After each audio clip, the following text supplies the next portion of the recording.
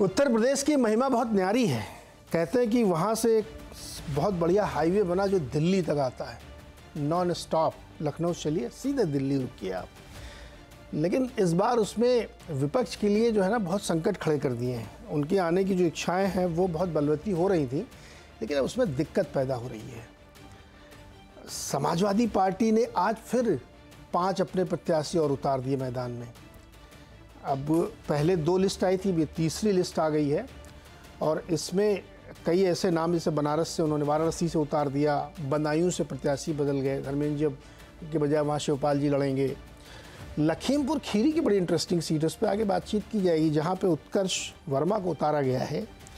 रवि वर्मा जो इनके समाजवादी पार्टी के फाउंडर थे, वो छोड़ के कांग्रेस चले गए, तो इन्होंने वहाँ पे उत्कर्ष को उतार दिया। अब कांग्रेस वहाँ चाहती थी कि हम दावा करें और लड़ाएं रवि वर्मा को। तो ये जो गठबंधन की गांठ है ना, वो पूरी तरीके से खुल गई, धागे खुले हुए हैं पूरे। कांग्रेस भी कह रही है कि ये गठबंधन धर्म नहीं निभा रही समाजवादी पार्टी, अपने मन से सीटें दनादन जारी करे दे रही है, पूछ भी नहीं रही उनसे, और जो उनको ऑफर की गई है उसमें वो संतुष्ट नहीं है। समस्या खड़ी हो गई है समाजवादी पार्टी के लिए या कांग्रेस के लिए। वहाँ पे पृष्ठभूमि थोड़ी और बिगड़ती हुई दिख रही है। हमने आपसे जब चर्चा की थी कल, हम लोगों ने बहुत डिटेल में की थी कि राज्यसभा की सीटों को लेकर के कुछ पार्टी के लोग नाराज़ थे। सलीम शेरवानी जी अलग हो गए, अनुप्रिया पटेल की बहन पल्लवी पटेल जी गुस्सा थी, पीडीए को ही उन्होंने नकार दिया। अब मौर्य जी ने अपनी विधान परिषद की सीट भी छोड़ दी, समाजवादी पार्टी की प्राथमिक सदस्यता इस्तीफा दे दिया और अपनी पार्टी लॉन्च करेंगे। अब आप देखिए, और 22 तारीख को उस पार्टी के लॉन्च के साथ ही वो मैदान में भी उतरेंगे। पार्टी चुनाव से पहले लॉन्च हो रही तो मैदान में भी उतरेंगे, वो भी एक संकट है यहाँ पे। तो बहुत अफरा तफरी का माहौल है, बहुत घमासान मचा हुआ है उत्तर प्रदेश में। और उत्तर प्रदेश की 80 सीटें बहुत महत्वपूर्ण हैं दोनों के लिए, एनडीए के लिए भी और इंडिया अलायंस के लिए भी। एनडीए वाले तो ताल ठोक रहे हैं, 80/80 का मिशन लेके चल रहे हैं। जीते कितनी अलग बात है, हालांकि एक बार वो 73 सीटें जीत चुके हैं। लेकिन समाजवादी पार्टी का गठबंधन मजबूत होता है, अच्छी चुनौती मिलती, लेकिन आरएलडी ने भी साथ छोड़ दिया। तो पश्चिमी उत्तर प्रदेश में थोड़ी सी दिक्कत, कांग्रेस से बात बन नहीं रही है। कांग्रेस में भी दिक्कत कि उन्होंने रायबरेली की सीट अभी तक के हिसाब से छोड़ ही दी है, क्योंकि सोनिया जी अब राज्यसभा से गई और रायबरेली से कौन लड़ेगा अभी तक उन्होंने उत्तराधिकारी परिवार ने घोषित नहीं किया। तो बहुत सारी समस्याएं हैं, इसी पे आज बातचीत करेंगे। हमारे साथ जो मेहमान है आपका परिचय कराता हूँ। आज हमारे साथ भारतीय जनता पार्टी के प्रवक्ता शलभमणि त्रिपाठी हैं, विधायक भी हैं वो। समाजवादी पार्टी के प्रवक्ता फखरुल हसन चांद है, कांग्रेस के प्रवक्ता पंकज श्रीवास्तव जी, वरिष्ठ पत्रकार अकुश श्रीवास्तव और सी वोटर के विजिटिंग फेलो कार्तिकेय बत्रा। आप सबका बहुत बहुत स्वागत है। फखरुल हसन चांद जी, आप कांग्रेस को बिल्कुल तवज्जो नहीं दे रहे हैं, शो कर रहे हैं, हम बैठे हुए हैं, इससे 1-1.5 घंटा पहले आपने 5 सीटें फिर घोषित कर दी, पूछ तक नहीं रहे हैं, और बार बार आप कह रहे हैं कि सीटों बंटवारा हो जाए, सीटों बंटवारा हो जाए, यात्रा में तभी शामिल होंगे। अरे तो वेट नहीं कर सकते क्या, बात नहीं कर सकते? नीरज जी, हम तो दूध के जले हुए हैं। मध्य प्रदेश में हम दूध के ही तो जले थे। तो अब तो मैं हर जो कुछ भी मिलता है हमें इंडिया गठबंधन या कांग्रेस की तरफ से, उसको फूक फूक के पीना पड़ता है। हम समाजवादी पार्टी चाहती है कि सीटों का जो बंटवारा है वो हो जाए। हम तो चाहते थे कि दिसंबर के आखिरी तक सीटों का बंटवारा हो जाए, क्योंकि हमारी लड़ाई बड़ी है। हम लोग बार बार इस बात को कहते हैं कि भारतीय जनता पार्टी से लड़ाई है, जो 24 घंटे राजनीति करती, हर मुद्दे पर राजनीति करती। लेकिन कांग्रेस वो भारत जोड़ो न्याय यात्रा को कर रहे हैं आदरणीय राहुल गांधी जी, और उसके खत्म होने का इंतजार कर रहे हैं। तो समाजवादी पार्टी वो भारतीय जनता पार्टी की जन विरोधी सरकार को हटाना चाहती है, हम उनको रोकना चाहते हैं, और समय नहीं है। अब कितने दिन बाकी हैं नीरज जी? ज्यादा से ज्यादा 15 दिन, 20 दिन आचार संहिता लगने में। हम आखिर अपने प्रत्याशियों को कब मौका देंगे? वो कब प्रचार प्रसार करने के लिए निकलेंगे? इस बात को कांग्रेस नहीं समझ रही, गंभीरता से नहीं समझ रही। और समाजवादी पार्टी ने सुबह भी आज संदेश भिजवाया था कि आदरणीय राहुल गांधी जी वो लखनऊ में हैं, और समाजवादी पार्टी और कांग्रेस का शीर्ष नेतृत्व मिलकर बैठ के इस मसले को सुलझा ले जहां कहीं भी रुकावट है। लेकिन जो कांग्रेस के प्रभारी हैं उत्तर प्रदेश के, या कांग्रेस के जो लीडर हैं उत्तर प्रदेश के, शायद मुझे लगता है कि वो नहीं चाहते कि समाजवादी पार्टी और कांग्रेस का गठबंधन हो। इसलिए वो अपने नेतृत्व को भी गलत जानकारी देते हैं, गलत चीजें बताते हैं। समाजवादी पार्टी आज भी चाहती कि समान विचारधारा वाले दल सब मिलकर। फखरुल ये बताओ कि समाज मतलब क्या चाहती कांग्रेस जिस पर आपकी बात नहीं बन। आपने कहा, अखिलेश जी ने भी कहा कि चिट्ठी आ रही, चिट्ठी जा रही, चिट्ठी आ रही, क्या मांग रहे हैं वो ऐसा जो आप लोग नहीं दे पा रहे हैं?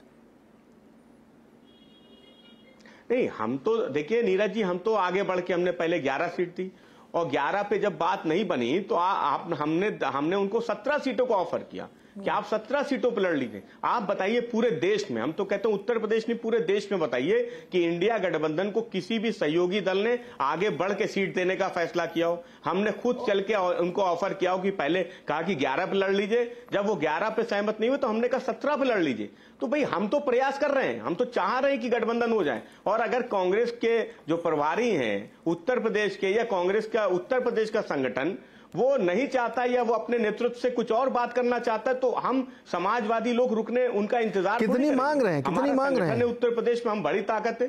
कांग्रेस वाले कितनी मांग रहे हैं सीटें? नहीं नीरज जी, सवाल तो ये है कि वो 17 तो चाहते हैं। हाँ। लेकिन 17 में जो सीटें चाहते हैं उन कुछ सीटें ऐसी हैं जिन पे हमारी उनसे सहमति नहीं बन रही। लेकिन अगर राष्ट्रीय नेतृत्व दोनों दलों का जैसे एक बड़ी समस्या नहीं है। फखरुल फैक्चुअली रहते हैं, 17 नंबर पे कोई डिस्प्यूट नहीं, आप करो 17, वो चाहते चलो काम बन जाएगा। कौन सी सीटें जहां पे आप चाहते हो कि आप लड़े, वो चाहते हैं कि वो लड़े? नाम बताओ एक आध उदाहरण के लिए। देखिए जैसे मुरादाबाद की सीट ले लीजिए, बलिया की सीट ले लीजिए, तो ये वो सीटें हैं। लखनऊ और वाराणसी भी मांग रहे थे, लेकिन चलिए उन सब सीटों पे बातचीत हुई। बहुत बार जैसे आदरणीय अखिलेश यादव जी ने कहा कि लिस्ट हमारी तरफ से गई, उनके तरफ से गई।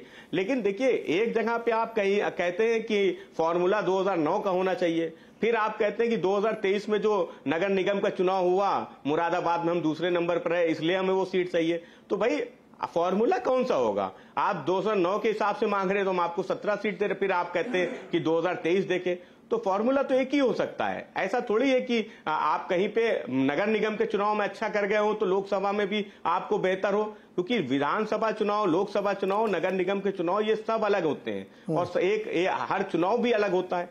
तो जो प्रदर्शन नगर निगम के चुनाव में मुरादाबाद की किसी एक सीट पे रहा, वो प्रदर्शन लोकसभा में भी होगा। तो ऐसा थोड़ी है। तो समाजवादी पार्टी इसलिए तो आप ये कह रहे हो कि अविनाश पांडे जी, फिर कह रहा हूं, अविनाश पांडे जी राहुल जी को गुमराह कर रहे हैं।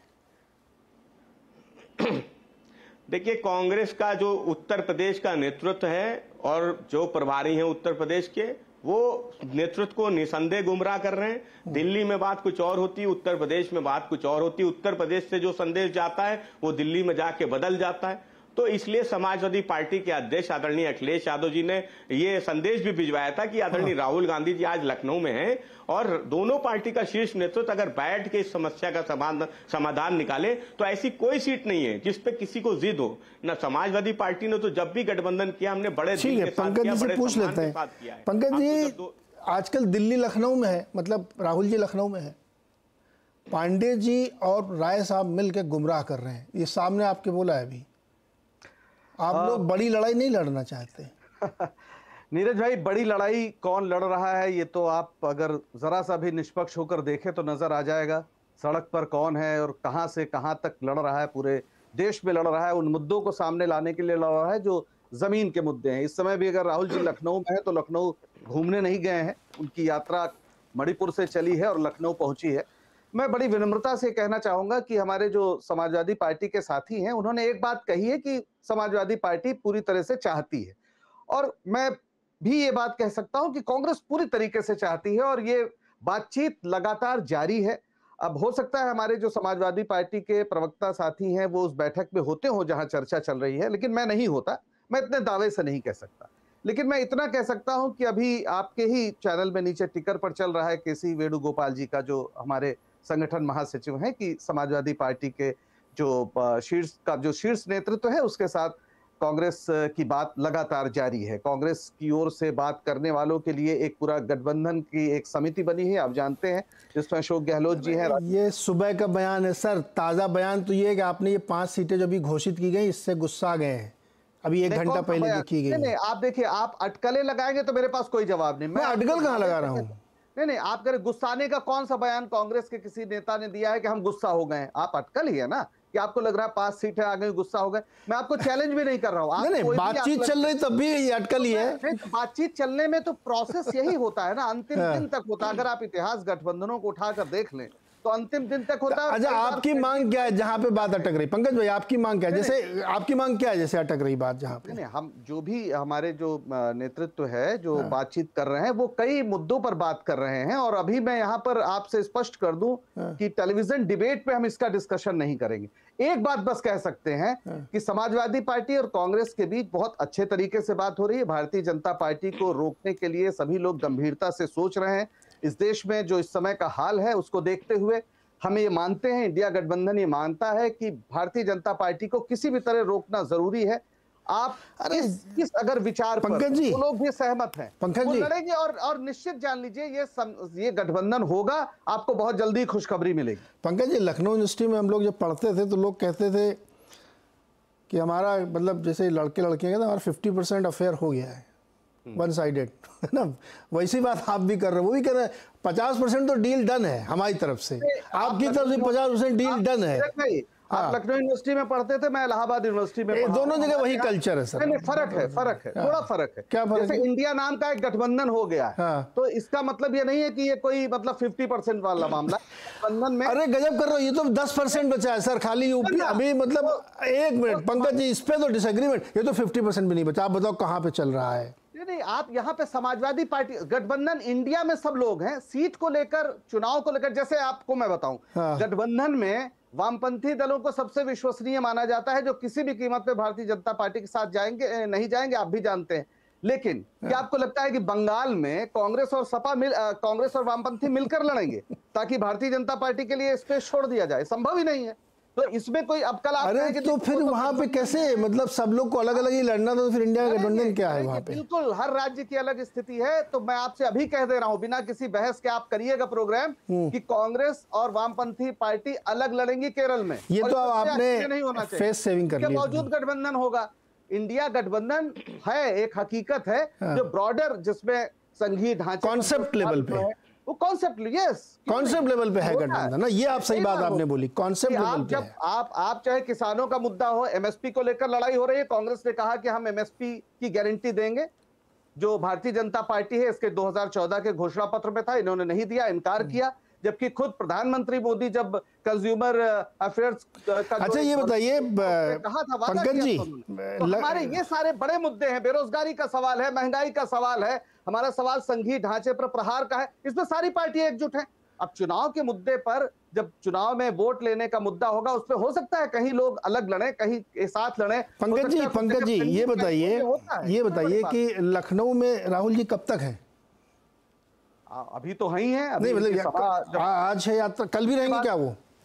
नहीं, मेरी जानकारी नहीं है कि कल। अरे यात्रा के शेड्यूल के हिसाब से कल यात्रा के शेड्यूल के हिसाब से मेरा ख्याल है कल वहां नहीं, कल मतलब आज हाँ, मतलब यात्रा आगे बढ़ जाएगी। जैसे कई बार होता है, बीच में अभी आज सुल्तानपुर ही जाना पड़ा तो पूरा शेड्यूल गड़बड़ हो गया।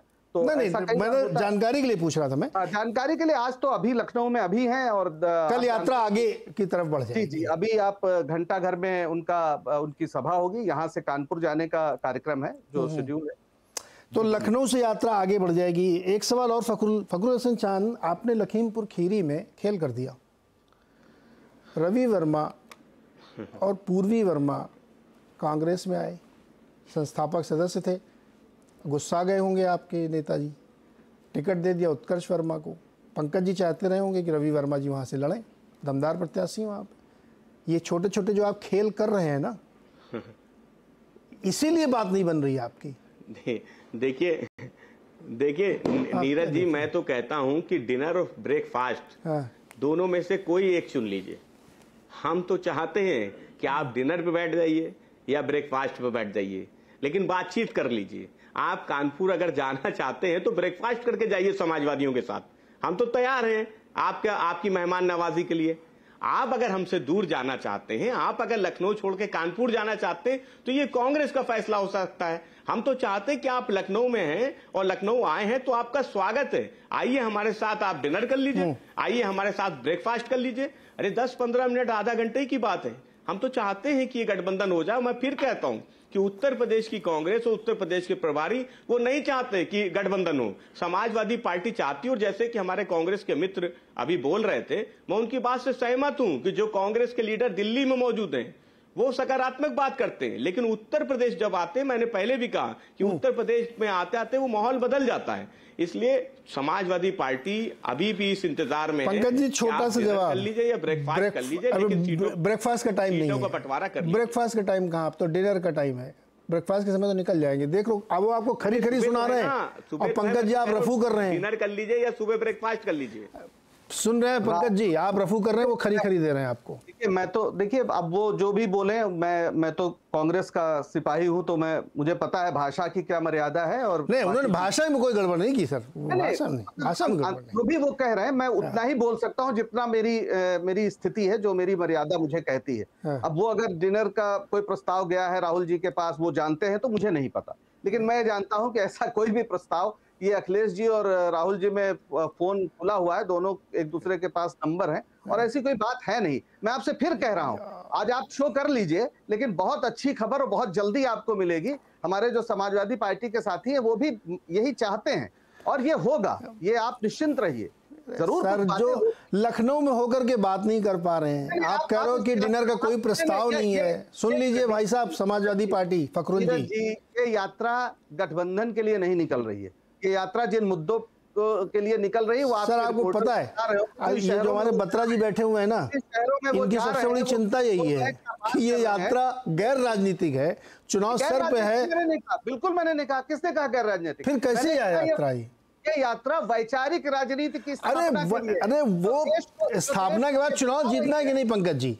चुनाव जीतने के लिए है कि नहीं है? चीजें हैं, देखिए साहब, एक चुनावी राजनीति होती है, एक वैचारिक राजनीति का वैचारिक। अरे देहरी में चुनाव खड़ा है, आप वैचारिक यात्रा निकाल रहे हैं। सर पंकज जी, आप प्रैक्टिकल आदमी में, इलाहाबाद में बहुत प्रैक्टिकल पॉलिटिक्स होती है। प्रैक्टिकल बात ही कर रहा हूं। अगर राजनीति में आप केवल वोट मांगेंगे, ये नहीं बताएंगे हम किस लिए वोट चाहते हैं, तो ऐसी राजनीति। अरे ये पहले बताना चाहिए था, साल भर। अभी अब 40 दिन के अंदर मतदान शुरू होने वाला, अभी आप विचार ही बना रहे हैं सबका। आप ही भूल गए, कन्याकुमारी से कश्मीर तक कौन जा रहा था पैदल, यही बातें करते हुए? नहीं, वो कर रहे हैं। ये वाली जो यात्रा है ना सर, आप राहुल जी उस कमेटी में नहीं है जो बात कर रही है। देखिए आपके जो, अरे ये बात हमारे मुंह से आप क्यों कहलवाना चाहे? आपके रचनाकार जो चले गए, अब वही कह रहे थे ये कि जब उनको काम करना चाहिए चुनाव का, तब वो यात्रा में निकले हुए हैं। ये तो रचनाकार जी ने कहा था, अब वो चले गए। खैर नहीं, जो चले गए वो अगर कह रहे हैं तो आप सोच लीजिए उनके कहने। नहीं, वो गए इसलिए हैं, वो गए इसलिए उन्होंने आरोप लगाया कि कांग्रेस बिल्कुल सीरियस नहीं है, इसलिए हम अब क्या करें यहाँ रह के, बताओ। किसकी बात कर रहे हैं आप? नीतीश जी की। नीतीश जी की। अरे नीतीश जी किसके साथ चले गए? बड़ा मजेदार चुटकुला है कि भाई कांग्रेस वाले भारतीय जनता पार्टी से नहीं लड़ रहे हैं। सुनिए इधर, पंकज जी, पंकज जी, वो कभी आपके रचनाकार इंडिया का कॉन्सेप्ट लेके आए, अब आप कह रहे हैं वो चुटकुला है। नीरज जी, 2 लाइन तो सुन लीजिए। वो ये कह रहे हैं कि भाई कांग्रेस जो है वो भारतीय जनता पार्टी से नहीं लड़ पा रही है, तो क्या करना चाहिए? तो भारतीय जनता पार्टी के साथ चले जाना चाहिए। अरे इससे बड़ा चुटकुला क्या हो सकता है? आप अगर ये बात आपको पहले नहीं लड़ रही तो हम नहीं। अच्छा रुको, शरद बड़ी को ले आना। शरद बड़ी जी, आपके तो मैदान एकदम खाली, देखो लड़ रहे हैं आपस में, कोई चुनौती दिख नहीं रही है, लेकिन इतना आसान भी नहीं है। अब वो कह रहे हैं मिल जाएंगे भी, आप खुशखबरी मिलेगी, जुड़ जाएंगे सब लोग, मिल जाएंगे। शरद जी। नीरज भाई, ये लोग जुड़ जाएं या फिर न जुड़े, इनका गठबंधन हो न हो, ये हमारा विषय नहीं। आपने गठबंधन की चर्चा की, तो मैं एक बात आपको जरूर बताना चाहूंगा कि कल संभवतः रायबरेली में राहुल गांधी जी पहुंच रहे थे, और जब रायबरेली में पहुंचे तो सलून में करीब 150 लोगों ने पार्टी छोड़ी। उनमें तमाम ऐसे नेता हैं जो बहुत सालों से, जिन्होंने कांग्रेस को अपनी सेवाएं दी हैं, बहुत सालों से कांग्रेस से जुड़े रहे। राहुल गांधी पहुंच रहे हैं और 150 लोग कांग्रेस छोड़ रहे हैं। आप इसी बात से अंदाजा लगा लीजिए। जो आचार्य प्रमोद कृष्णन जी हैं, आप वो देख लीजिए। नीतीश कुमार जी कल तक प्रधानमंत्री पद के उम्मीदवार थे। ये जो इंडी गठबंधन है उसके प्रधानमंत्री पद के सबसे काबिल उम्मीदवार थे, आज कांग्रेस पार्टी के लिए चुटकुला हो चुके हैं। ममता बनर्जी जी का रुख आपने देख लिया। जो हमारे आरएलडी के साथी हैं जयंत जी, उनका भी रुख आपने देख लिया। तो ये इनका विषय है, हमारा विषय नीरज भाई नहीं है। और ये चुनाव बहुत स्पष्ट हो चुका है। देश के लोगों ने देखा है कि कौन देश के साथ खड़ा है, कौन देश के खिलाफ खड़ा है, कौन देश की सेवा करता रहा, कौन अपने परिवार की और पार्टी की और वंश की सेवा करता रहा। लोगों ने धारा 370 के मुद्दे पर भी देखा, जब पूरी दुनिया में एक बात को लेकर ये चर्चा थी कि धारा 370 हटेगी तो क्या होगा, और ये किसने फैलाया था? ये कांग्रेस के लोग फैलाते थे कि धारा 370 हटेगी तो खून की नदियां बह जाएगी, इंटरनेशनल लेवल पे आप पे प्रेशर आएगा, इंटरनेशनल कम्युनिटी से आप कट ऑफ हो जाएंगे। लेकिन धारा 370 डंके की चोट पे हटी। इस देश के लोगों ने देखा कि जब भगवान राम के मंदिर की बात आती थी तो कांग्रेस पार्टी की तरफ से कपिल सिब्बल जा के कहते थे कि नहीं साहब, भगवान राम का कोई वजूद नहीं है। भगवान राम के मंदिर का विरोध किया, भगवान राम का मंदिर ना बन पाए उसके लिए पूरी ताकत लगाई, और चलिए उसके बाद अगर बन गया तो राम जन्मभूमि ट्रस्ट की तरफ से न्योता गया। आप पहले भी नहीं गए, बाद में भी नहीं गए, आपको मौका नहीं मिला और आपने बहुत ही अपमानजनक तरीके से ठुकरा दिया। तो देश के लोगों ने समझा है, देश के लोगों ने देखा है। आज भी आप सर्जिकल स्ट्राइक और एयर स्ट्राइक को लेकर क्या क्या बोलते हैं। जो भाषा पाकिस्तान के इमरान खान की भाषा होनी चाहिए वो राहुल गांधी की भाषा होती है, और परिणाम आप देखिए। काशी में गए थे, तस्वीरें वायरल है। पंकज भाई तो टेलीविजन इंडस्ट्री से आते हैं, हम दोनों ने साथ में काम किया है, और पंकज भाई एक शब्द पकड़ के खबर करते थे, बहुत बार ब्रेकिंग न्यूज चलाते थे, बड़ी बड़ी खबरें इन्होंने की हैं। आप जरा देखिए ना, काशी के लोगों से पूछिए, एक आदमी नजर नहीं आ रहा है। आप हाथ मिलाते हुए घूम रहे हैं, कोई आपके साथ खड़ा नहीं हो रहा है। तो ऐसे एक व्यक्ति के साथ, ऐसी पार्टी के साथ Samajwadi party, RLD, JDU, Mamata Banerjee या फिर कौन खड़ा होगा? जो डूबता हुआ जहाज नजर आ रहा है। लड़ाई तो स्पष्ट हो चुकी है। प्रधानमंत्री नरेंद्र मोदी जी के नेतृत्व में देश कितना सशक्त हुआ है, दुनिया भर के लोग देख रहे हैं। चाहे वो सलम जी, यूपी में कितनी सीटें आप टारगेट कर रहे हैं? 80 की 80 ले रहे हैं क्या? 80 की 80 सीटें नीरज भाई, 80 की 80 सीटें, और अब की बार 400 पार। अब बदायूं से शिवपाल जी को लड़ा रहे हैं। नहीं देखिए, ये स्ट्रेटजी पे भी चर्चा मत कीजिए, मेरा अनुरोध है। मैं बहुत छोटा कार्य करता हूँ, स्ट्रेटजी क्या होगी, कैसे होगी। लेकिन आपने देखा ना, राहुल गांधी जी बिहार पहुंचे, इंडी गठबंधन की सरकार थी, उनके बिहार पहुंचते एनडीए गठबंधन की सरकार हो गई। राहुल गांधी जी बंगाल पहुंचे, इंडी गठबंधन में ममता बनर्जी जी थी, ममता बनर्जी जी बाहर हो गई। राहुल गांधी जी की यात्रा। अच्छा, एक मिनट, पंकज जी से एक सवाल। पंकज जी, प्रमोद कृष्णम जी भी चले गए और वो तो बहुत कुछ सुना के गए हैं। मतलब वो टॉप से लेकर के मीडियम तक बताया कि इतने भयानक कंफ्यूजन है कांग्रेस पार्टी में जिसका कोई हद ही नहीं है। देखिए, अभी बीजे पार्टी के जो प्रवक्ता है, हमारे मित्र हैं पुराने, वो जिस तरह से बोल रहे हैं, तो उसके बाद तो चुनाव का क्या है भाई? आप घोषणा कर दीजिए, आप जीत गए 400 500, जो लेना हो ले लीजिए। हमारा मुद्दा यह है कि इस देश के किसान इस समय सड़कों पर बैठे हुए हैं। वो एमएसपी चाहते हैं, एमएसपी की कानूनी गारंटी चाहते हैं, जो आपने वादा किया था, जो 2014 का अपना घोषणा पत्र शलभ भाई पढ़ लीजिए, उसमें लिखा हुआ है। और जब मुख्यमंत्री थे नरेंद्र मोदी जी गुजरात के, तो उन्होंने वर्किंग ग्रुप के चेयरमैन के हैसियत से 2011 में मनमोहन सिंह को यही सिफारिश दी थी। आज इस देश का लाखों किसान उद्वेलित है। वो चाहता है कि आपने जो वादा किया था कि आप आय दोगुनी करेंगे, वो कहां गया वादा? C2+ 50% कहां है? आपने कहा था 2 करोड़ नौकरियां देंगे हर साल। आज बेरोजगारी का आलम यह है कि 45 साल में सबसे बड़ी बेरोजगारी है। और वो इसलिए 45 साल में कह रहा हूं कि 46 साल पूर्व का कोई रिकॉर्ड नहीं है। महंगाई, जो 400 रुपए का सिलेंडर था, वो 1100 रुपए में बिक रहा है। ये आप ही लोग कहते थे बहुत हुई महंगाई की मार, अब की बार मोदी सरकार। तो ये सारी जो परिस्थितियां हैं, ये जो सारे मुद्दे हैं, इन मुद्दों को लेकर एक विपक्ष के नाते गंभीरता से हम जनता के बीच ले जाना चाहते हैं। आप लोग कह रहे हैं कि जो पार्टी छोड़ रहे हैं, बिल्कुल छोड़ेंगे, क्योंकि राहुल गांधी ने जो सामाजिक न्याय की लड़ाई शुरू की है, जो उन्होंने कहा है कि अब रिजर्वेशन पे 50% का कैप हटेगा, जो उन्होंने कहा है कि इस देश में जाति जनगणना होगी और ये पता करना होगा, देखना होगा, एक्सरे करना होगा कि किन लोगों के पास। जिन्होंने जाति जनगणना की कल्पना की थी वही छोड़ गए पार्टी सर, गठबंधन छोड़ गए। जो लोग इस लड़ाई को नहीं लड़ सकते हैं, जो लोग इस लड़ाई को, जो गंभीर लड़ाई है, जो कह रहा है कि आरएसएस इस देश का संविधान बदलना चाहता है, जो लोग इस गंभीर लड़ाई में, जहां ईडी और सीबीआई का, यानी हालत क्या है, आदर्श घोटाले की बात प्रधानमंत्री संसद में जिस दिन कहते हैं, दूसरे दिन उस आदमी का जो सबसे बड़ा आरोपी है उसे राज्यसभा भेज देते हैं। अरे शर्म आनी चाहिए। आप तो श्वेत पत्र जारी करके उसमें भी अमित शाह जी ने कहा आदर्श घोटाला, ये सबसे बड़ा घोटाला है। इसका जवाब लेते हैं सलभ जी से।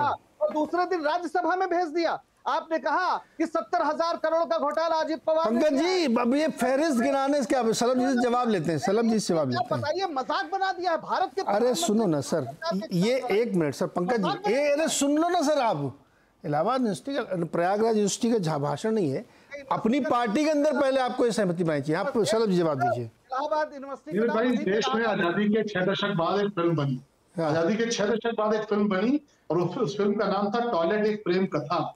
यानी जो लोग माताओं बहनों को एक शौचालय तक नहीं दे पाए, शौचालय तक का पैसा, और हमने नहीं कहा, राजीव गांधी जी ने कहा कि 1 रुपया ऊपर से चलता है तो नीचे तक 10 पैसा पहुंच जाता है, माताओं बहनों के सम्मान, शौचालय तक का जो पैसा खा गए, आज वो गरीबों की बात करते हैं, किस मुंह से करते हैं? जो लोग बाबा साहब भीमराव अम्बेडकर का अपमान करते रहे, बाबा साहब को भारत रत्न नहीं दिया, कर्पूरी ठाकुर को भारत रत्न नहीं दिया, हमारे चौधरी चरण सिंह जी को भारत रत्न नहीं दिया, चौधरी चरण सिंह के साथ किस प्रकार का व्यवहार किया, चौधरी चरण सिंह जी के साथ कितना नुकसान कर सकते हैं उसकी पूरी कोशिश की। आज वो लोग बैठ के किसानों की बात करते हैं। जो चौधरी चरण सिंह जी की कर्म भूमि रमाला है, इनकी यूपीए की सरकार रही, रमाला की चीनी मिल नष्ट हो गई, बर्बाद हो गई, उसको किसने ठीक किया? मोदी जी के नेतृत्व में योगी जी ने ठीक किया। वो आज किसानों की बात करते हैं, ये संविधान की बात करते हैं, जो कि एक नेता के चुनाव हारने पे इंदिरा गांधी चुनाव हारी और बूट के तले रौंद दिया इस देश के संविधान को, नेताओं को उठा के जेलों में ठूस दिया। और उस वक्त गांधी परिवार जिस प्रकार से खुली जिप्सी में निकलता था, जाके नटवर जी की किताब पढ़िए कि खुली जिप्सी में बाल खुला करके निकलते थे, जैसे लगता था राजा निकल रहे हैं, जैसे लगता था शासक निकल रहे हैं। क्या बात करते हैं पंकज भाई? कुछ तो पत्रकारिता याद करिए, उनकी आप बात करते हैं जिन्होंने इमरजेंसी के तले पूरे देश की संविधान को रौंद दिया, डेमोक्रेसी को रौंद दिया। सलभ जी अब रुकिए सर, सलभ जी रुकिए, अभी रुकिए भाई, दो हमारे पत्रकार भाई और लोग जवाब सुन लीजिए 4 लाइन। नहीं पंकज जी, सेकंड राउंड में चंडीगढ़ में देख लिया संविधान, सेकंड राउंड में अंकुश श्रीवास्तव जी और बत्रा जी को ठाकुर को गालियां दी थी जनसंघ के लोगों ने, चरण सिंह की सरकार। सुनो सर, सुनो अंकुश श्रीवास्तव जी और बत्रा जी के पास चलता। अरे पंकज जी बहुत मौका मिलेगा, अभी बहुत मौका मिलेगा महाराज जी। अंकुश श्रीवास्तव सर, क्या माहौल है यूपी में? आप तो देख ही रहे हैं, और ग्राउंड की आपको जरा डिटेल मालूम होगी, कहाँ क्या कौन आ रहा जा रहा है, क्या चल रहा है यूपी में? ये यूपी में क्या, पूरे देश में दिल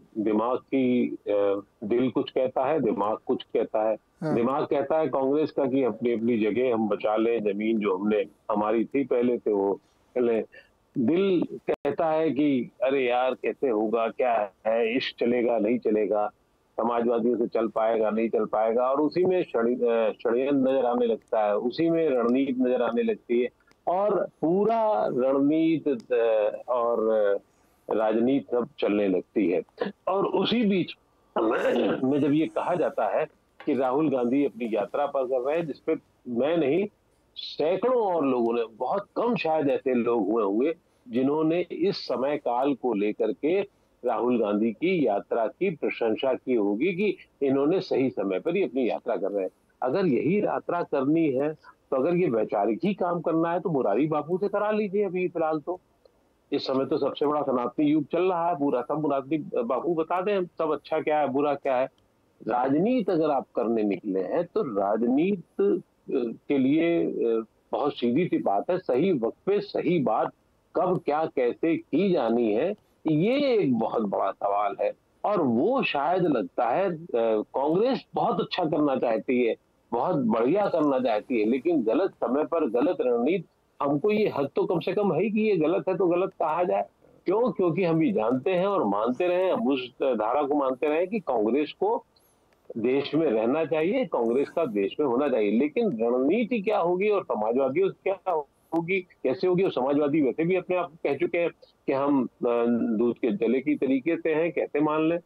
अगर राजनीति में विश्वास इतना भी नहीं हो, वो सिर्फ लिखा पढ़ी चिट्ठी पत्री में हो रहा हो कि तुम दो ले लो, तुम हम ले लें, ये ले लो, वो दे दो, ये कर दो, वो कर दो, तो संभव ही नहीं है। और ये आप आखिरी वक्त पे भला ही समझौता हो जाए, मैं कहता हूँ चाहे 15 सीटों पर भी हो जाए, लेकिन इस समझौते को डाउन टू अर्थ क्या माना जाएगा और क्यों माना जाएगा? जिसको वोट देना है आज से 25 दिन बाद से वो अपना दिमाग लगाना शुरू कर देगा, वो कैसे होगा? क्या आप परसेप्शन दे रहे हैं? आप आज की राजनीति में क्या देते हैं और क्या परसेप्शन है? देने का मतलब उसको वोटर को क्या लाभ है वो, और परसेप्शन क्या है, ये बहुत महत्वपूर्ण है। और मुझे लगता है इस दोनों पर ये बहुत दुखद है कि आईएनडीए बुरी तरीके से चूक रहा है। जमीनी खेल तो ये है कि यूपी में बहुत सारी बर्बादियां होंगी, बहुत सारी अच्छी चीजें हों, लेकिन परसेप्शन जो है वो एक अलग लेवल पे काम कर रहा है।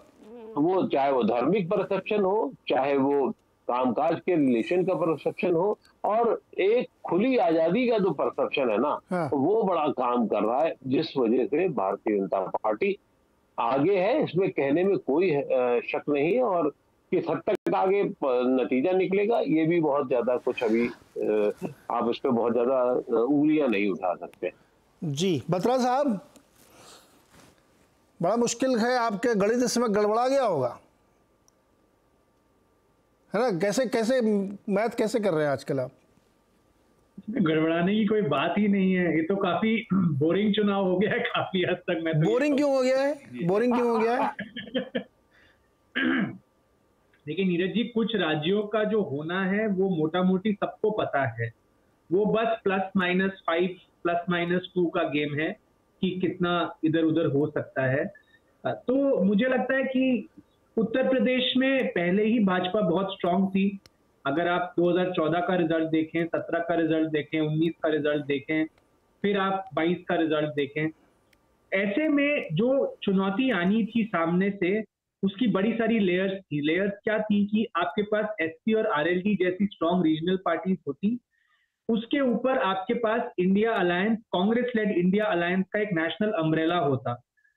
वो जो नेशनल नैरेटिव प्रेजेंट करते, उसको ये रीजनल पार्टीज एम्पलीफाई करती और लोकल इश्यूज के साथ मर्ज करके एक नैरेटिव बनता जो बीजेपी को चैलेंज कर सकता था। लेकिन उसका जो समय था वो तकरीबन 6 से 8 महीने पहले था। अगर अभी तक एक राष्ट्रीय स्तर पर कॉमन मिनिमम प्रोग्राम बनकर वो एम्पलीफिकेशन होता मैसेजिंग का, तब शायद हम कहते कि एक चुनौती है।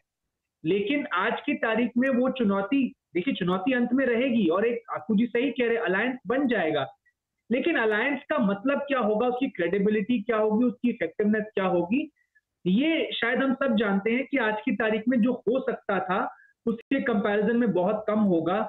और कांग्रेस अभी भी अगर अड़ी हुई है कुछ सीटों पर आगे पीछे, मेरे पास कोई जानकारी नहीं है, तो इससे नुकसान ही हो रहा है, चाहे समाजवादी पार्टी की गलती हो चाहे कांग्रेस की गलती हो, इससे नुकसान ही हो रहा है इंडिया अलायंस का।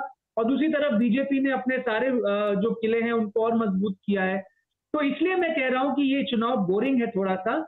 ये चुनाव इंटरेस्टिंग तब होता अगर, जो मैंने आपको कहा कि एक नेशनल नैरेटिव और एक और स्ट्रॉन्ग रीजनल पार्टी, अब तो आरएलडी भी चली गई, वो एक कॉम्बिनेशन जब बनता तब जाके लगता कि इंडिया अलायंस को चैलेंज दे पा रहा है एनडीए को। आज की तारीख में उत्तर प्रदेश में शायद मुझे ऐसा होता हुआ नहीं दिख रहा है। फखरुल भाई, बहुत सीरियस मतलब क्वेश्चन है आपसे भी और पंकज जी से भी, आप लोग इतना सीरियस क्यों नहीं है? दोनों लोग लड़ना चाहते हैं, वैचारिक लड़ाई करूंगा, वो विचार बना रहे हैं, आप स्ट्रेटजी बना रहे हैं, अब वो अभी सोच ही रहे हैं, आप सीट बांटे दे रहे हैं। Why are not people serious? नहीं, देखिए मैं बत्रा जी की बातों से बिल्कुल भी सहमत नहीं हूँ। हर चुनाव अलग चुनाव होता है, मैं बार बार इस बात को कहता हूँ। अगर आप 14, 17, 19 और 22 देखेंगे तो हर चुनाव अलग है। भारतीय जनता पार्टी मजबूत है, इसमें कहीं दो राय नहीं कि वो मजबूत हुए हैं, लेकिन हम ये थोड़ी बोल सकते हैं कि जो वादे किए थे उन वादों पे खरा नहीं उतरे।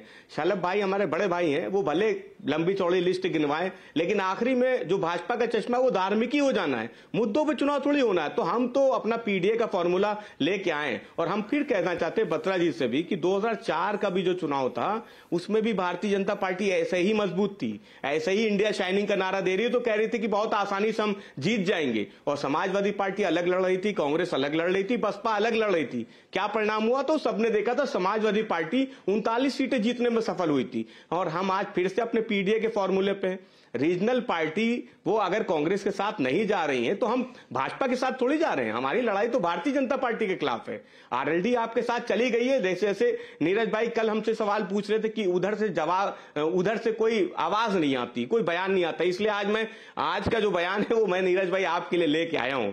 आज स्वामी प्रसाद मौर्य जी ने जब इस्तीफा दिया तो ओम प्रकाश राजभर जी से सवाल पूछा गया तो उनका जवाब था कि कुछ लोग सट के और कुछ लोग हट के भारतीय जनता पार्टी की मदद कर रहे हैं। उसके आगे तो मेरा कहना है कि जो पूरा बयान बताओ, पूरा बयान बताओ, बंटवारे पे पूरा बयान बताओ गुरु। तो लीजिए नीरज जी, मैं क्या कह रहा हूँ, कुछ लोग सट के कुछ लोग हट के। नीरज जी जब नेता कुछ बोल, उन्होंने कहा अखिलेश यादव जी हटके मदद कर रहे हैं, ये भी जोड़ लो साथ में, बयान पूरा बताओ।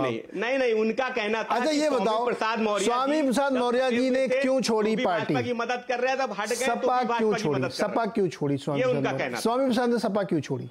बताओ भाई।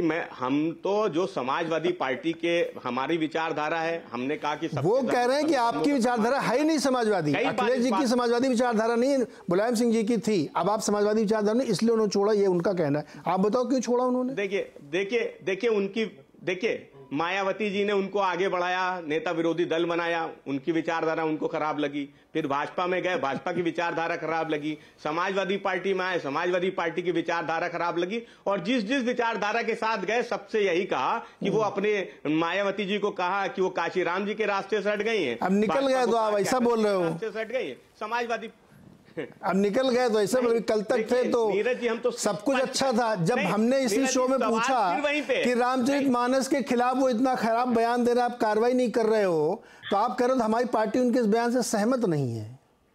जबकि मुझे तो ऐसा लगता है कि आप ही लोग कह रहे थे बोलो बोलो बोलो बोलो बोलो, माहौल बनाए रहो। आप छोड़ गए तो 20 कमियां गिना रहे हो आप। नहीं भाई देखिए, नहीं कम देखिए, हम तो पहले से कह रहे थे। आपको एक बयान हमारे शीर्ष नेतृत्व को बता दीजिए जब उन्हीं ने धर्म पे बोला हो, हमने कहा नहीं बहुत अच्छा करा।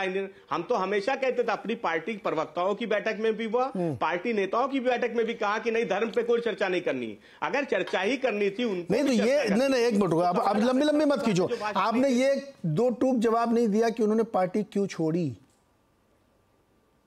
क्या राज्यसभा नहीं भेजा इसलिए गुस्सा है क्या उनका? देखिए दो टूक जवाब तो नीरज जी ये है कि वो जो राज्यसभा चाहते तो वो राज्यसभा हमने नहीं, तो ये बोलो ना महाराज। वो उन्होंने साफ कहा है कि आपने जो, मतलब उन्होंने नहीं कहा, ये एनालिसिस है, वो तो आपको अंदर में बताया होगा कि जो 3 लोगों को आपने राज्यसभा में भेजा है इसमें पीडीए नहीं है, इसलिए गुस्सा हो गए वो। पीडीए तो है नीरज जी, कहाँ है पीडीए? समाजवादियों की जो नहीं, जब आदरणीय अखिलेश यादव जी ने कहा कि पिछड़ा, दलित, अल्पसंख्यक से, आदिवासी, औरत और अगली जाति, तो हम क्या अगली जाति को छोड़ के आगे थोड़ी बढ़ रहे हैं? ये थोड़ी हो जाएगा। ये तो पीडीए का तो ऐसा आप लोगों ने बना लिया है अपने हिसाब से सारी गणना। वही पार्टी का बयान। सलीम शेरवानी ने क्या बोला, उनका ही क्या बताओ। चाहिए था नीरज जी, उनको क्या चाहिए? आप बताओ, आपसे बोला होगा। हाँ तो फिर वो सवाल ये उठ रहा था कि जया बच्चन जी को क्यों चुना गया, उन्होंने समाजवाद के लिए कितनी लड़ाई लड़ी है, कितनी जगह लाठियां खाई हैं, वो ये सवाल है, बताइए इसका जवाब। राज्यसभा भेजा नहीं, तो सवाल ये कि स्वामी प्रसाद मौर्य जी ने समाजवाद के लिए कितनी लाठी खाई है, वो भी तो इस बात का जवाब देंगे। सलीम शेरवानी जी ने समाजवाद के लिए कितनी अरे तो लिया क्यों था उनको? जब वो आए थे तो उनको क्यों लिया था? जब वो किसी लायक नहीं थे, ना समाजवादी थे, ना वोट था, खुद अपनी सीट भी हार गए, तो वो क्यों लिया था? चाहिए भाई, हमारे जो अपने पार्टी के लोग हैं, जो ईमानदार हैं, जो पार्टी के लिए वफादार हैं, अगर पार्टी उनको आगे बढ़ाती है। बत्रा जी कुछ जोड़ना चाह रहे थे क्या? आप इशारा कर रहे थे, आप बोलिए फटाफट जल्दी, फिर मैं सलभ जी के पास जाता हूँ। बोलिए क्या जोड़िए आप। मैं कह रहा था कि समाजवादी पार्टी के लीडर बिल्कुल सही कह रहे हैं कि 2004 में एक हाइप था, वो नहीं लिव अप हुआ। लेकिन बीजेपी तब और आज की तारीख में बहुत फर्क नजर आ रहा है। मैं तो ये चाहूंगा कि जो लोकतंत्र है उसमें सरकार बने, लेकिन विपक्ष सशक्त हो। लेकिन विपक्ष को सशक्त होने के लिए विपक्ष को एक तरीके से स्ट्रैटेजाइज करना पड़ेगा। मुझे आज की बीजेपी की जो स्ट्रैटेजी है वो विपक्षी स्ट्रैटेजी पर बहुत ज्यादा हावी होती हुई दिख रही है, क्योंकि जो आज की बीजेपी है वो चीजों को चांस पर नहीं छोड़ती। वो कितना मॉरल है, इमोरल है, उस पर हम अलग डिस्कशन कर सकते हैं। कुछ चीजों से शायद नीरज जी आप भी अग्री नहीं करते होंगे जो वो करते हैं। नहीं, लेकिन एक चीज में ये बोलना चाहता हूँ शलभ के पास जाने से पहले कि 2004 में जो बार बार शाइनिंग इंडिया के लोग कोट कर देते हैं ना, मैं चाहता हूँ कि उसमें मैं अपनी बात एक रख देता हूँ। 2004 में बीजेपी के कई महत्वपूर्ण एलाई साउथ के छोड़ गए थे उनको, उसके बाद वो चुनाव हुआ था, तब भी वो सिंगल लार्जेस्ट पार्टी थी। ये भूलना नहीं चाहिए। इसलिए ये जो शाइनिंग इंडिया फेल हो गया नारा देते हैं ना, प्लीज़, मुझे लगता है पंकज जी ने बहुत पॉलिटिकल हिस्ट्री पढ़ी होगी, इसलिए ये वाला नारा फिट बैठता नहीं है। लेकिन ठीक है, शलभ जी के पास चलता हूँ। शलभ जी, आप क्या हो गया, क्या सीट बंटवारा मामला कहाँ तक पहुंचा? चूंकि अब चुनाव बिल्कुल करीब खड़े, ये सवाल आप लोगों से भी पूछना जा रहा है। देखिए, आपने देखा होगा नीरज भाई कि सबसे शांतिपूर्ण तरीके से, पूरे उत्साह के साथ, पूरे उमंग के साथ अगर कहीं कुछ हो रहा है। अरे ओम प्रकाश जी को कुछ दे क्यों नहीं रहे आप? वो ठीक है, माननीय मोदी जी के नेतृत्व में आपने देखा होगा कि अभी राष्ट्रीय कार्य परिषद की बैठक हुई, उसमें सभी लोग आए, सब लोग लगातार जुड़े, और जिस प्रकार का उत्साह उमंग दिख रहा है। पंकज भाई कह रहे हैं कि हम कह रहे हैं, हम नहीं कह रहे पंकज भाई। अब तो आपके खड़गे साहब जो कि आपके अध्यक्ष हैं, उन्होंने पार्लियामेंट के भीतर कहा कि अब की बार 400 पार। हमने नहीं कहा, आप तो खड़गे साहब भी कहने लगे। कम से कम यहाँ अरे आईपीएल वाला काम यहाँ मत करिए, इधर से वाक्य काटिए, इधर से वाक्य। अरे शलभ भाई, आपसे उम्मीद नहीं है कि यहाँ आईपीएल वाला काम करें। आप है विधायक है, अरे यार क्या बात कर रहे हैं?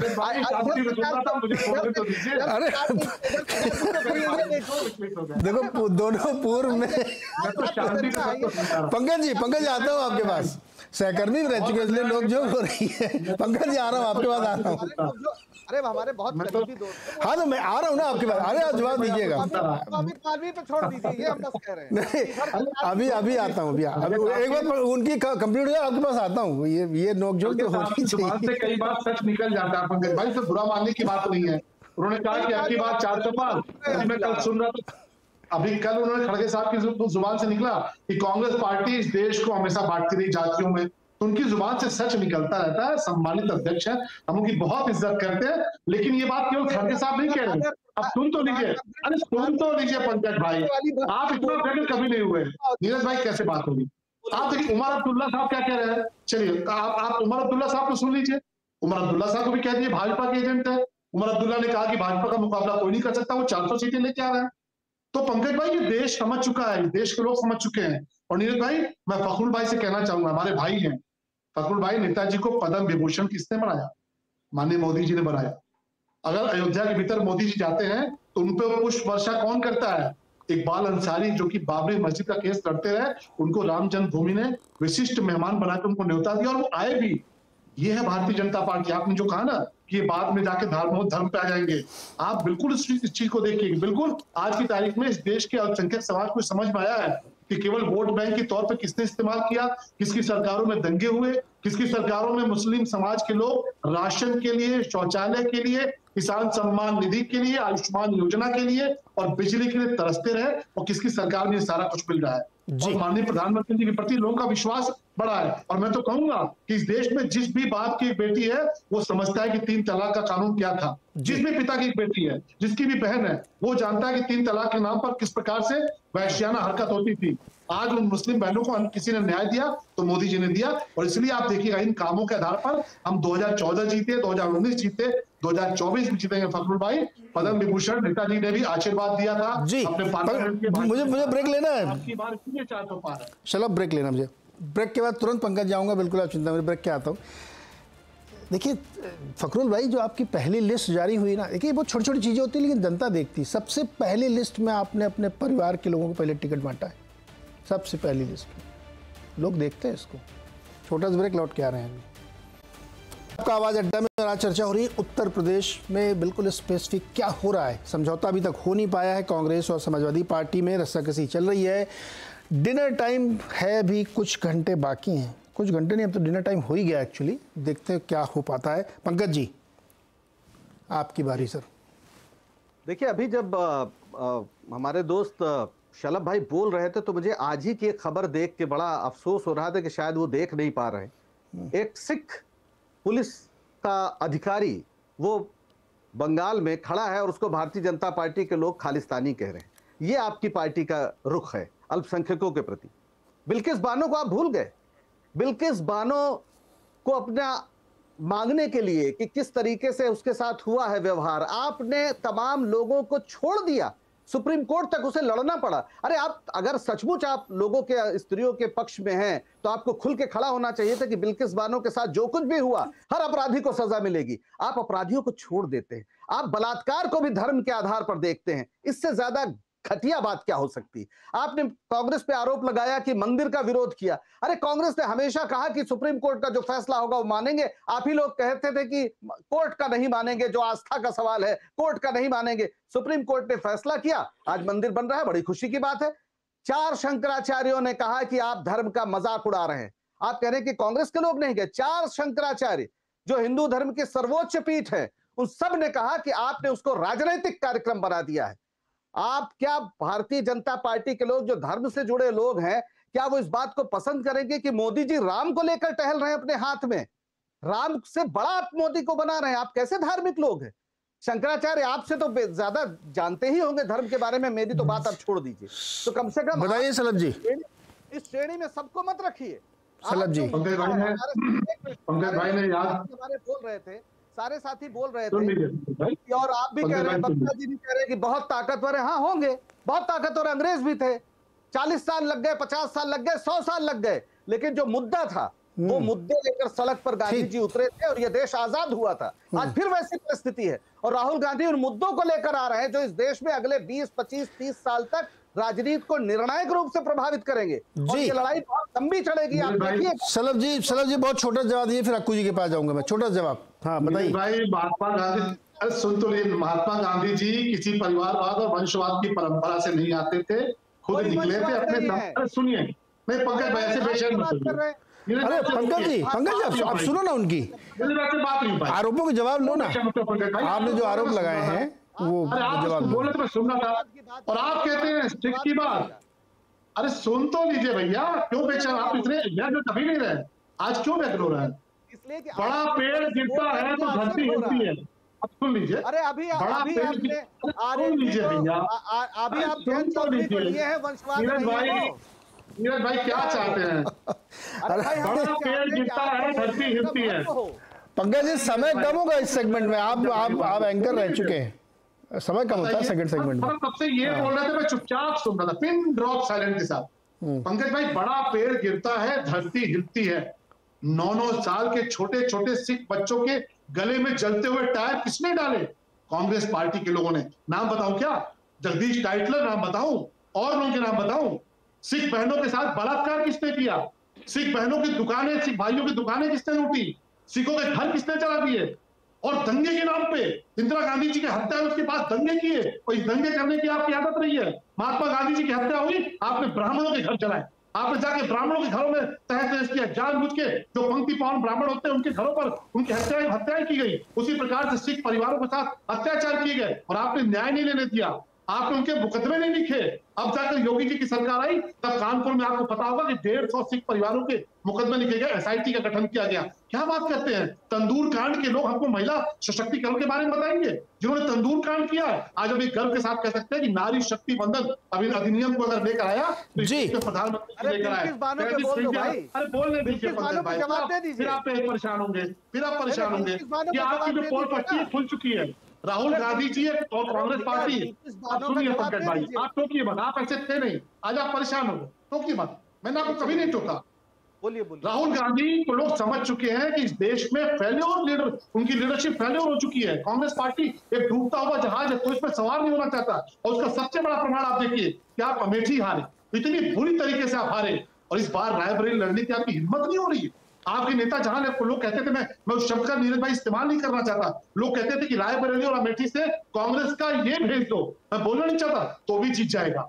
अरे भैया, उस राहुल गांधी अमेठी नहीं बचा पाए, रायबरेली नहीं बचा पाए, आप क्या चुनाव लड़ेंगे? जी सलभ जी अब यहाँ रोकूंगा, थोड़ा समय कम है। देश के लोग देख रहे हैं कि आपने क्या कर रखा है। जी सर सलभ जी समय बड़ा कम है, मैं आ रहा हूँ। जवाब देने दीजिए। अरे रुको ना भाई, अब आप ही लोग 1-on-1 करोगे तो दूसरे मेहमान भी है, दूसरे मेहमान। अक्कू श्रीवास्तव जी जी बोलिए। अरे भाई सुनो ना, पंकज जी और शलभ जी, अभी ये वाली डिबेट हम लोग अभी बहुत अभी तो चुनाव लंबा चले गए आते। अक्कू श्रीवास्तव जी की बात चलते हैं, उसके बाद लेकिन उनकी हत्या के नाम पर इस तरह से। अक्कू सर, ये तो मामला जो है पूरी तरीके से ये दिख रहा है कि कांग्रेस स्वयं में अपने गठबंधन में खुद तो कंफ्यूज है, लोगों को कंफ्यूज करे। पंकज जी आप ये सोच के रखिए, बहुत छोटा जवाब आपसे लूंगा, आप रायबरेली बिलोंग करते हैं, रायबरेली से कौन लड़ेगा चुनाव कांग्रेस से? बाद में पूछोगे, लेकिन पहले अक्कू जी से कंफ्यूज है क्या कांग्रेस? मुझे लगता है कि कांग्रेस जो है अब अंदर फिर से अपने आप को मजबूत करने की कोशिश में है, लेकिन कंफ्यूजन बहुत है उसमें, और वो चाहती है कि जहां जहां उसके राज्यों में उसकी सरकारें थी, उसकी जमीन थी, उसको वो ठीक से फिर अपने रास्ते पे लाए। अगर ये शुरुआती दिमाग में इनकी जो राहुल गांधी की सोच रही होगी वो यही रही होगी, लेकिन कंफ्यूजन होने की वजह से, स्पष्टता ना होने के कारण अभी वो समझौता कहीं पे नहीं कर पा रहे। कभी लगता है कि इसी 24 में ही सरकार बन जानी चाहिए INDIA की, कभी लगता है बात कि कभी किसी का बयान आया कि नहीं हम तो 29 की लड़ाई लड़ना चाह रहे हैं। तो ये लड़ाई राजनीति में 5 साल बाद की नहीं लड़ी जाती है। जैसे कि अभी हमारे कांग्रेस के मित्र कह रहे थे, पुराने साथी हम लोग साथ में रहे हैं, तो वो कह रहे थे कि नहीं साहब वो अगली 20-25 साल आप पहले जो अभी है जगह, जो काल है, उससे लड़िए, उसकी तरीके से उसको आगे कैसे आप काट सकते हैं, उसको कम कैसे कर सकते हैं, उससे कैसे आगे बढ़ सकते हैं, वो एक लड़ाई का तरीका आपको सोचना होगा अपनी जमीन बढ़ाने के लिए, ना कि आप सिर्फ जो है कंफ्यूजन में पूरा बिताइए, दूसरे को भी कंफ्यूज रखिए और अपने आप में भी कंफ्यूजन रखिए। तो वो ये मुझे नहीं लगता कि देश की राजनीति में ये चल पाएगा। जी पंकज जी, सिर्फ एक लाइन का जवाब चाहिए, रायबरेली से कौन लड़ेगा चुनाव? नहीं वो तो मैं बता दूंगा आपको, लेकिन सबसे जरूरी है आपको भाई, नहीं सुन लीजिए, नहीं पंकज समय नहीं है, एक मिनट, समय नहीं, इसीलिए क्लियर कर रहा हूं कि कंफ्यूजन दूसरों को लगता होगा, आपको भाई को ठीक है। अरे लेकिन चाहे एमएसपी का सवाल हो, चाहे जाति जनगणना, नहीं सवाल पंकज जी सवाल का जवाब के प्रश्न है। सोनिया जी ने एक चिट्ठी लिखी, फर्स्ट लाइन है, जो नहीं रह सकता बाहर जा सकता है। अरे वो तो जा ही रहे हैं, उसमें आपसे पूछने की जरूरत थोड़ी, जिसको जाना वो जा रहा है पंकज जी, जिसको जाना वो जा रहा है, वो आपसे पूछ भी नहीं रहा है, बिना पूछे जा रहा है। मैं पूछ रहा हूँ रायबरेली से कौन चुनाव लड़ेगा? अरे एक मिनट, कंफ्यूजन कैसे दूर होता है? लाइन स्पष्ट होनी चाहिए। तो लाइन कहाँ स्पष्ट है कि 50% रिजर्वेशन कैप हटाओ, जाति जनगणना करो, एमएसपी दो, ये है कंफ्यूजन दूर तो फिर अपनी पार्टी के अंदर ही पहले कंसेंसस बनाओ ना सर। नहीं सब कंसेंसस नहीं है, कंसेंसस क्यों जा रहे छोड़ के आपके नेता? आपके नेता क्यों छोड़ गए? इसका मतलब वो सहमत नहीं है। हाँ तो वही तो, अरे तो और मैं अंग्रेजी में बोल रहा हूँ क्या कि अपने आप पार्टी के अंदर आप सहमति बनाइए? एक मिनट, कांग्रेस की जो सीडब्ल्यूसी है वो अगर एकजुट है इस मुद्दे पर, तो जिसे जाना हो जाए। बहुत सीडब्ल्यूसी, अरे भाई सवाल है, जो प्रस्ताव हमारी पार्टी ने अपने सम्मेलन में या सीडब्ल्यूसी ने पारित किए हैं, वो कंफ्यूजन दूर करने के, जो कंफ्यूज लोग हैं वो पार्टी छोड़ सकते हैं, सीधी सी बात। इसमें रायबरेली से कौन लड़ेगा? रायबरेली से जो लड़ेगा वो जीत कर आएगा, बहुत जल्दी सूचना हो जाएगी। क्यों बताएं आपको, हम अभी क्यों बताएं? मतलब यहाँ उसकी घोषणा होती है। अरे पंकज जी गजब कर रहे हैं, वोटर है हम लोग यार। आप अजीब बात कर रहे हैं आप। अरे वोटर को तो बताओगे ना आप, कोई प्रवक्ता कैसे बताओगे? वोटर को नहीं बताओगे आप। सोनिया जी ने तो किनारा कर लिया, उन्होंने चिट्ठी में लिखा भी नहीं होगी, जब तक घोषणा नहीं होगी। हमारा जो चुनाव समिति है जो, अच्छा इतना इशारा बता दो, गांधी परिवार से ही लड़ेगा कोई? लड़ सकता है, क्यों नहीं लड़ेगा? अच्छा ऐसे क्यों नहीं लड़ेगा? हाइपोथेटिकल थ्रो, बस ठीक है। हाँ तो आप भी हाइपोथेटिकल। अरे मैं फैक्ट पूछ रहा हूँ रायबरेली से। अरे फखरुल हसन चांद, फखरुल हसन नहीं होगा घोषणा की कैसे हम? अरे घोषणा क्या, चुनाव के बाद करोगे महाराज, 50 दिन बाकी है, आप भी मतलब गजब कर रहे हो। अरे आप तो इतना चिंता मत करिए। फखरुल हसन चांद, लास्ट क्वेश्चन आपसे है, आप इशारा कर रहे थे, डिनर टाइम खत्म हो रहा दोस्तों, 9 बजने। देखिए नीरज जी, पहली बात मैं 10 सेकंड में अपने शलभ भाई के बातों का जवाब दे दूं कि नेताजी ने अपनी अंतिम सांस तक इस देश की सेवा की थी और उस सेवा के बदले में उनको पुरस्कार मिला था। दूसरी बात देखिए, आपसे जब भी वर्तमान की बात की जाती है आप पास्ट में चले जाते हैं। आपसे पूछा जा रहा है कि किसानों को खालिस्तानी, पाकिस्तानी, आतंकवादी कौन कह रहा है, तो आप 40 साल पहले पीछे चले गए। मुसलमानों का जब सवाल आता है तो आप मुगलों के पास चले जाते हैं, वहां सवालों का जवाब ढूंढते हैं। आप वर्तमान में नहीं जीते। वर्तमान के तो सवाल वही बेरोजगारी, महंगाई, किसान मजदूर है, महिला सुरक्षा है। जिन महिला सुरक्षा के नाम पे मेरे सवाल का जवाब, आप बलात्कारियों को पैरों मेरे सवाल का जवाब देखिए, राजनीतिक लाभ के लिए हमने पूरी डिबेट इस बात पर की थी कि उत्तर प्रदेश में क्या हो रहा है, गठबंधन हो रहा नहीं हो रहा, सीट शेयरिंग हो रही नहीं हो रही, बातचीत हो रही नहीं हो रही, यात्रा क्या हो रही है। आप भी मुझे भाजपा की 500 कमियां गिना रहे हो। अरे उनको मैंने जब शो उन पर डिबेट करेंगे तो मैं आपसे पूछ रहा हूँ, डिनर टाइम खत्म होने वाला है ना नीरज जी, जवाब तो देना ही पड़ेगा। डिनर टाइम खत्म होने वाला है, देना ही पड़ेगा। और दूसरी बात ये कि डिनर का भी समय अभी बाकी है और कल सुबह ब्रेकफास्ट का भी समय बाकी है, और हम उम्मीद करते हैं कि हमारा जो गठबंधन है वो आगे चलेगा। कांग्रेस का राष्ट्रीय नेतृत्व वो इस पे विचार करेगा। Okay, a lot can happen over a cup of coffee at breakfast time, है ना पंकज जी? चलिए देखते हैं क्या होता है। बहुत बहुत शुक्रिया हमारे साथ जुड़ने के लिए और ये नोक झोंक करने के लिए, बहुत बहुत शुक्रिया जुड़ने के लिए।